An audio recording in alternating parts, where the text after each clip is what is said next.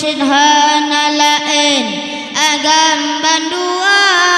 yo wafud nabi mengguncang al-aswa wafud Fatimah mengguncang dunia tinggal ngan anu Hasan ngan Husain sederhana lain agam bandua subhanallah wa bihamdihi Fatimah Siti anak Maulana masa wafud ya Rasulullah kadena